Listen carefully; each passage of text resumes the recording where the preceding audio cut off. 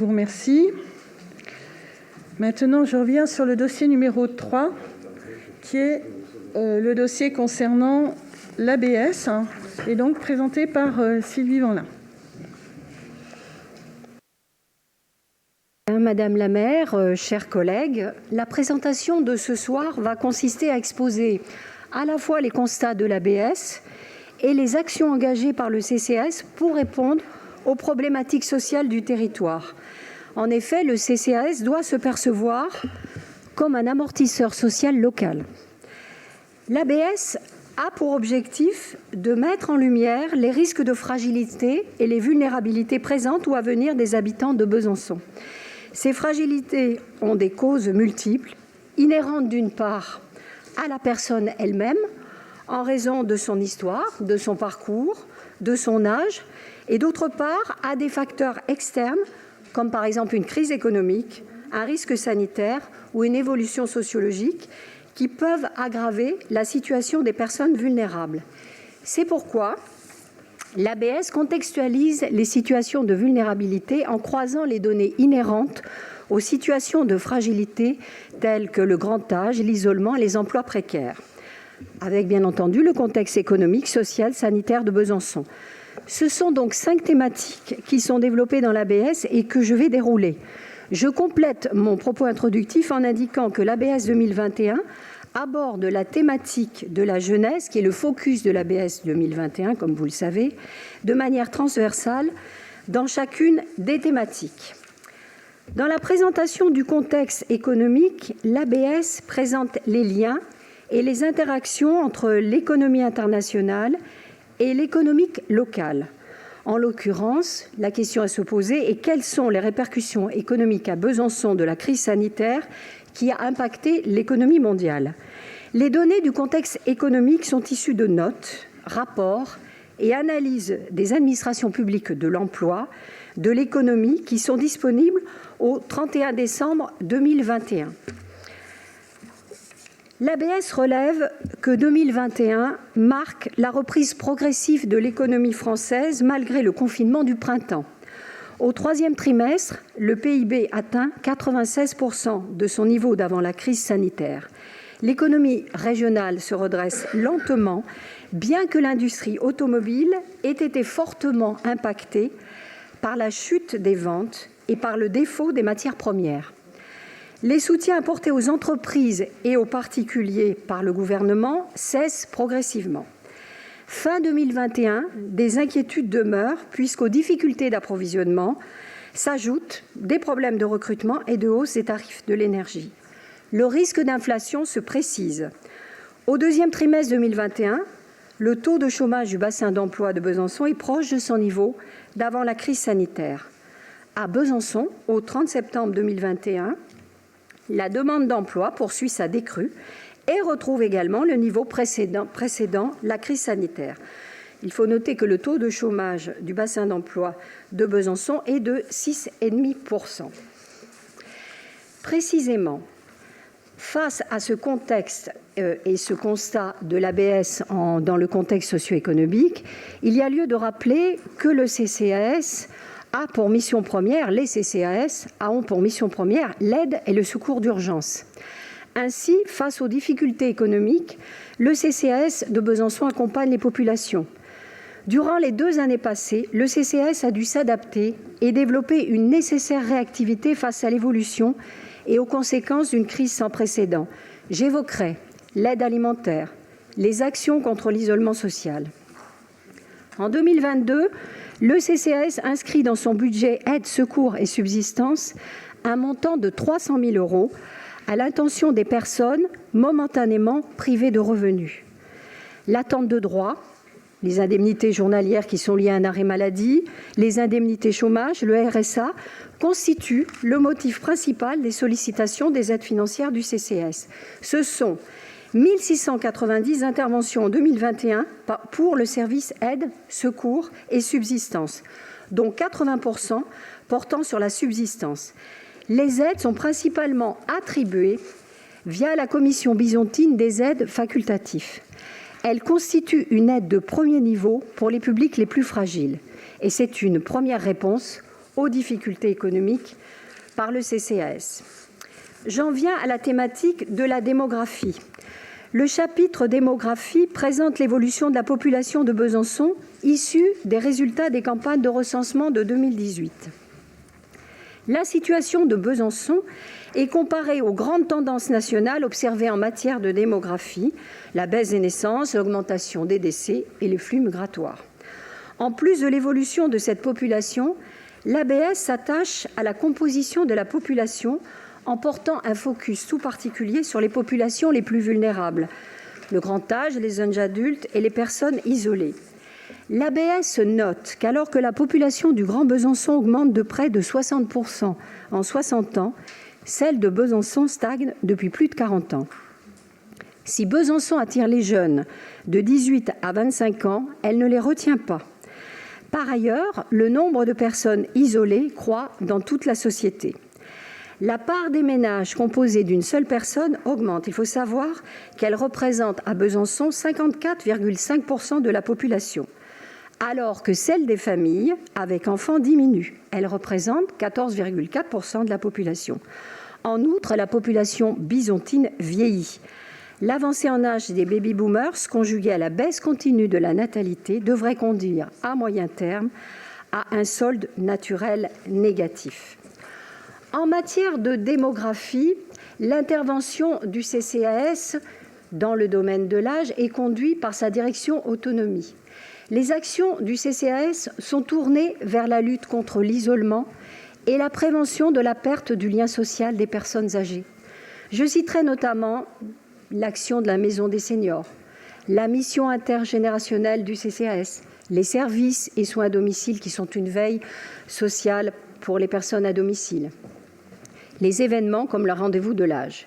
Je précise également que lors des orientations budgétaires et dans le cadre du projet social du CCAS, s'inscrivent dans une perspective d'anticipation et d'adaptation du grand âge concernant les résidences autonomie, les services à domicile et l'inclusion numérique.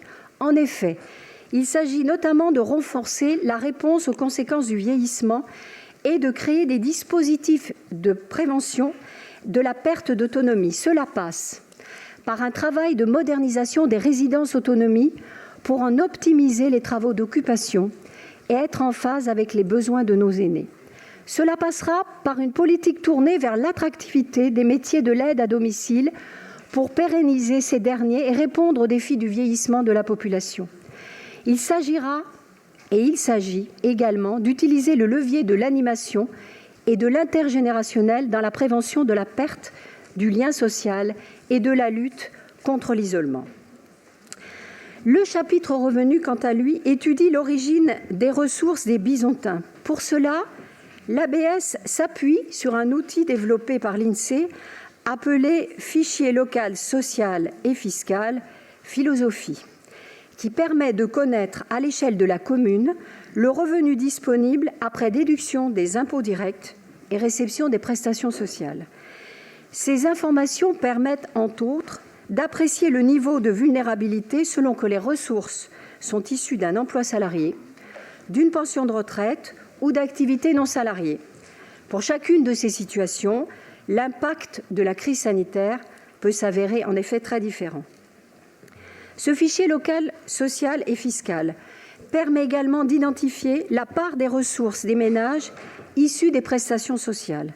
C'est en effet à partir du revenu disponible connu de la population que peuvent être traitées les questions de niveau de vie, de pauvreté, de précarité à Besançon.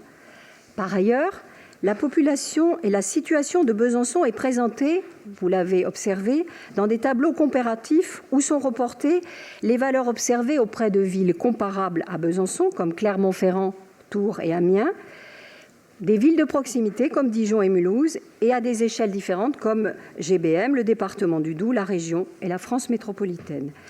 S'agissant de pauvreté et de précarité, les données communiquées par la CAF du Doubs présentent la situation au 31 décembre 2020. Précisément, l'ABS relève qu'en 2018, plus d'un Bisontin sur 5 vit sous le seuil de pauvreté. Chez les moins de 30 ans, c'est un jeune sur 3 qui est concerné. Comparé à 2019, les indicateurs de pauvreté affichent des hausses en 2020. En effet, le nombre de bénéficiaires du RSA augmente de 6%. Le nombre d'allocataires CAF dont les prestations sociales représentent 100% des ressources augmente de 8%. Les jeunes et les étudiants figurent parmi les plus vulnérables. Les repas à 1 €, les tickets services et l'aide alimentaire ont été mobilisés pour compenser les pertes de revenus des jeunes. Il faut savoir que 43% des aides spécifiques du Crous de Bourgogne-Franche-Comté sont attribuées à des étudiants bisontins.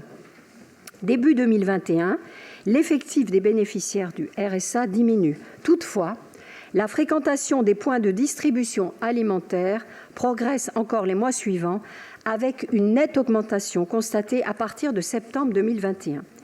Il faut également indiquer que l'augmentation des prix des biens de première nécessité, notamment l'énergie, devrait affecter les ménages tributaires des prestations sociales et des minima sociaux.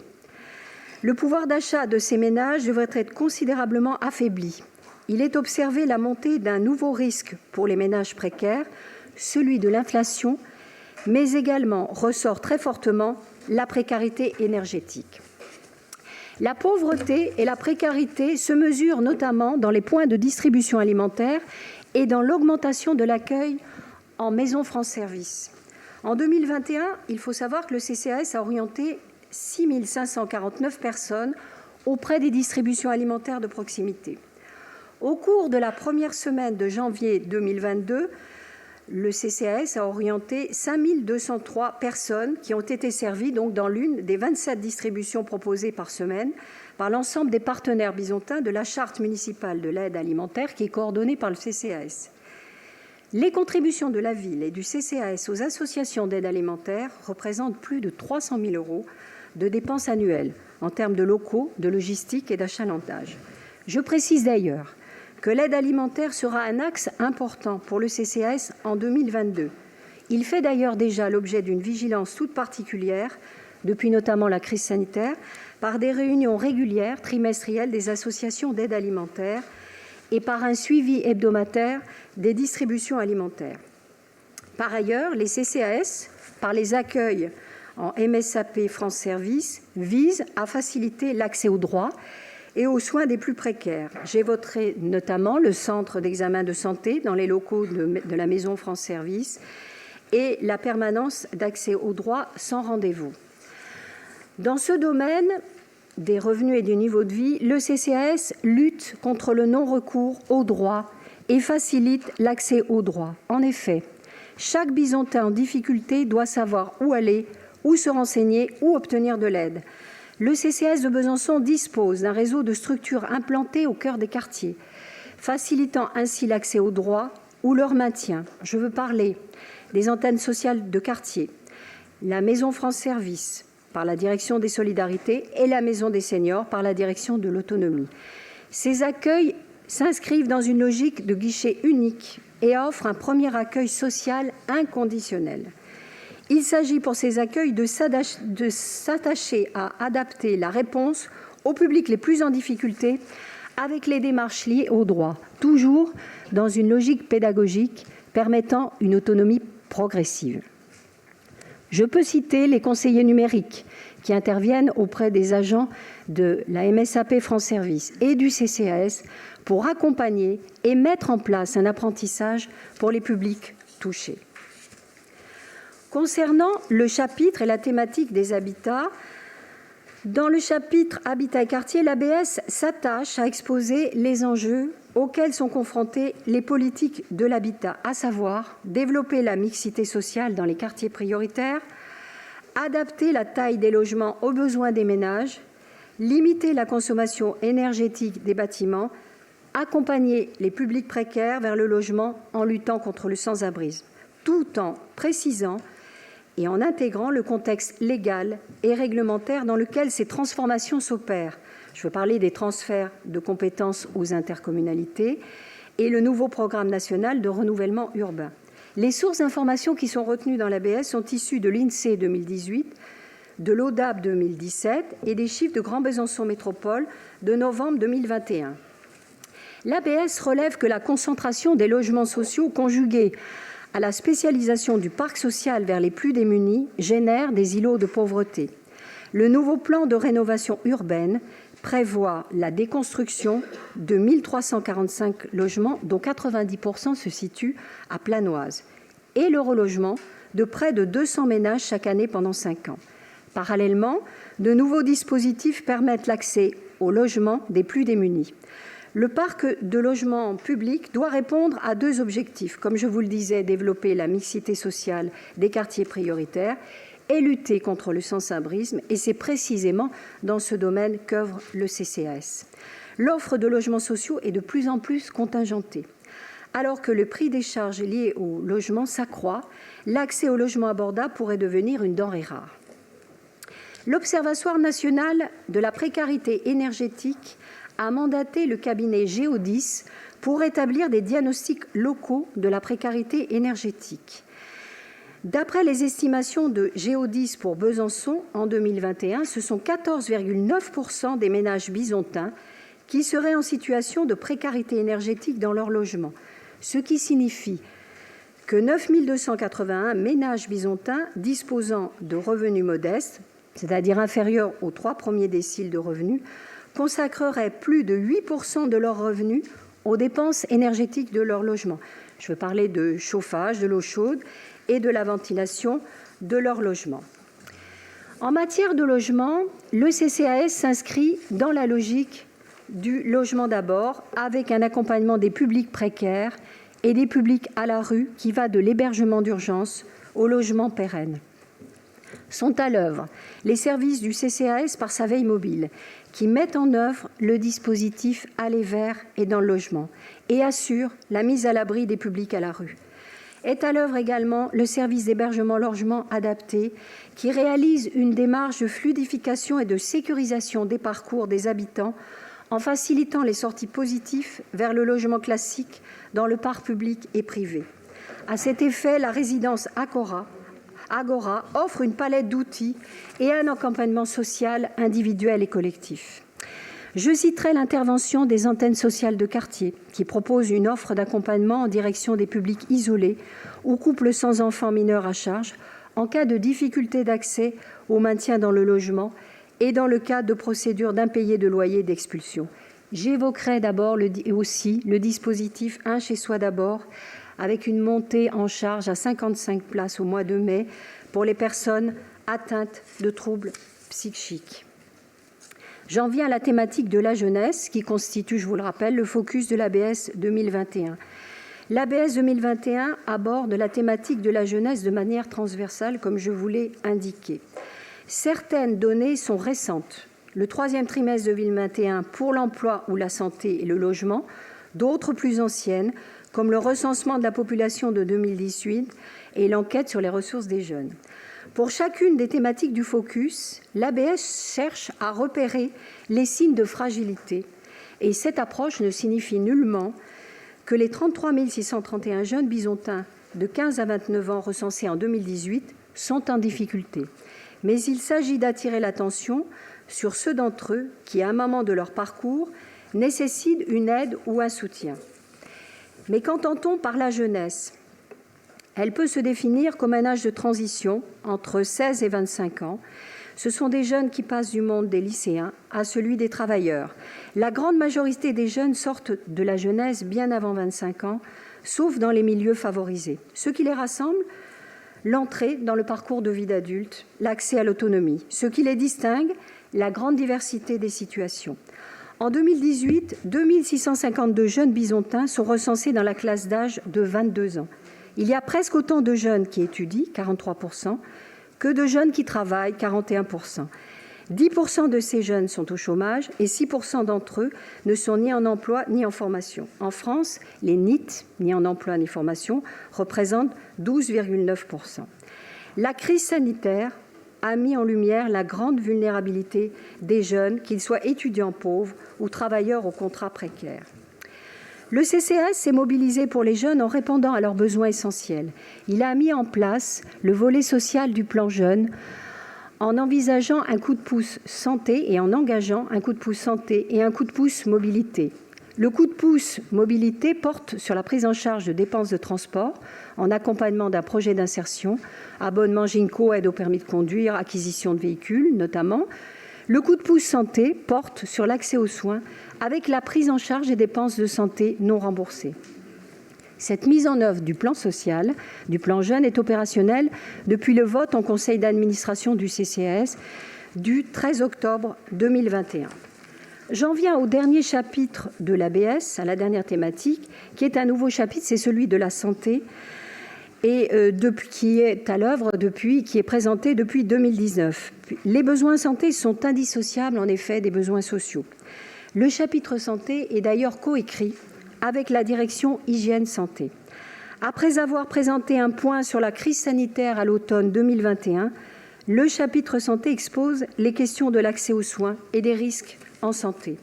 La crise sanitaire a eu en effet un rôle de catalyseur dans l'apparition ou l'aggravation de syndromes psychiques, quel que soit l'âge des sujets, même parmi les plus jeunes. Un autre constat, plus de 20% des 16-30 ans n'ont pas de complémentaire santé et tout autant n'ont pas de médecin traitant déclaré. S'il n'existe pas de pathologie propre à Besançon, le nombre de personnes soignées pour une affection longue durée y est plus élevé que dans le Grand Besançon, en particulier chez les plus de 40 ans. L'incidence du cancer du poumon chez la femme a été multipliée par 5 en 40 ans, cancer pour lequel il n'existe pas de campagne de dépistage. Chez les jeunes, ce sont principalement les comportements à risque qui sont la cause d'un décès prématuré. L'alcool, la drogue, le suicide étant la seconde. Enfin, le surpoids est un facteur aggravant, un syndrome plus marqué chez les enfants des quartiers prioritaires. Dans ce domaine, le CCAS a mis en place un fonds santé doté de 22 000 €, comprenant désormais une enveloppe supplémentaire de 10 000 € engagée dans le cadre du volet social du plan jeune. Concernant la santé mentale, en 2021, le Conseil local en santé mentale, copiloté par le CCAS et le centre hospitalier de Novillard, a créé le site Santé mentale Besançon, qui recense l'ensemble des ressources locales en santé mentale mobilisables à Besançon. Ce sont des informations qui sont directement accessibles depuis le portail de la ville de Besançon. J'évoquerai également le dispositif La Lune et Elle pour lutter contre la précarité menstruelle. Au niveau, la santé recouvre bien sûr l'accès aux soins et la prévention qui sont portés en particulier par mon collègue Gilles Spisser de la direction hygiène-santé. En 2021, par ailleurs, dans la droite ligne de 2020, le service de santé sociale et handicap a concentré ses actions sur l'accompagnement des publics en difficulté qui ont été mises en exergue bien souvent aggravées par la crise sanitaire. Je vous remercie.